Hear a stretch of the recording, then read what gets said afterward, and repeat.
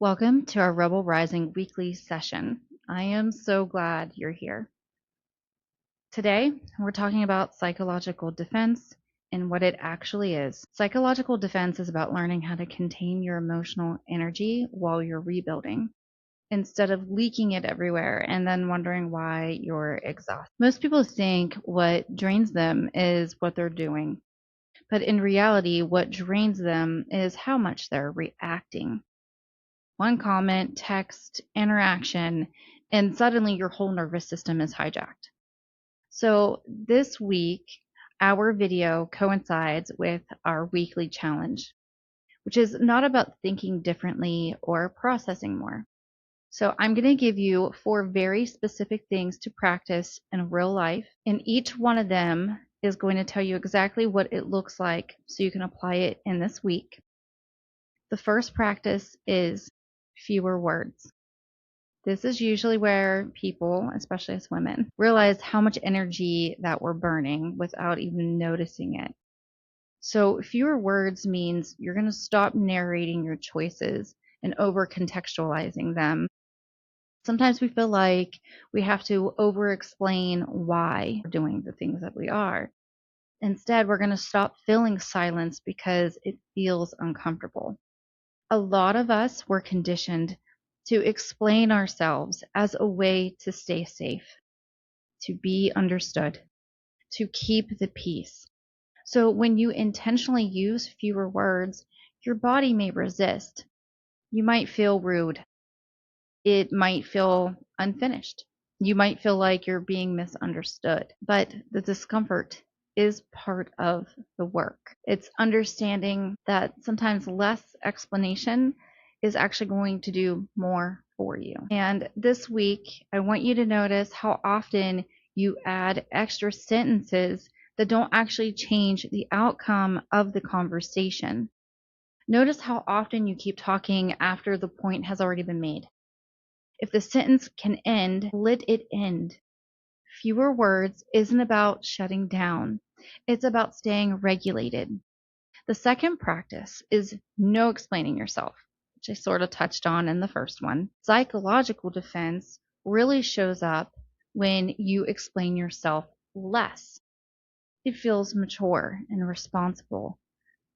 You need to be honest with yourself.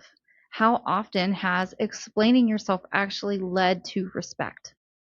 And most of the time, when you're explaining yourself, you're doing it to someone who already doesn't agree with you, doesn't respect you, doesn't respect your boundaries, and has already made up their mind. When you notice yourself starting to justify, clarify, or defend a decision you already know is right for you, you need to pause. Say the thing once, then stop. No trying to manage their reaction.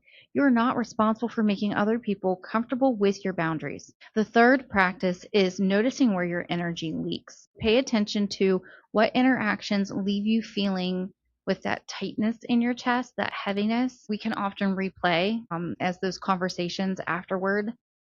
Situations sometimes tend to linger in our bodies long after they're over, and that is an energy leak. It doesn't mean the other person is bad.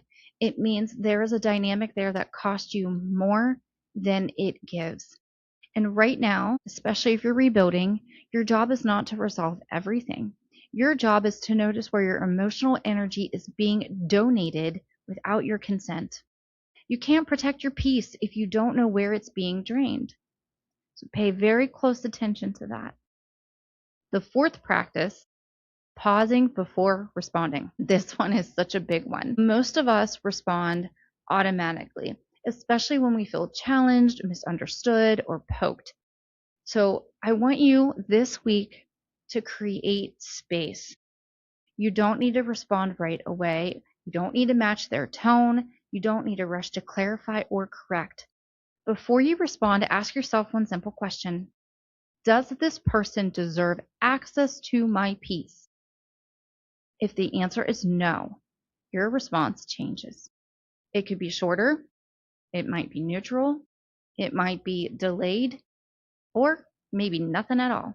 And that's okay. Silence is allowed. Neutral is allowed. Waiting is allowed. Psychological defense is choosing regulation over reaction. This challenge does not require you to do any journaling or posting. It's about the real life practice of awareness and adjustment as you move throughout your week. And the one thing I want you to carry with you is this: peace isn't something you explain to people, it's something you protect. Once you've completed this video, I want you to hop over to our classroom section that has our Rebel Rising challenges.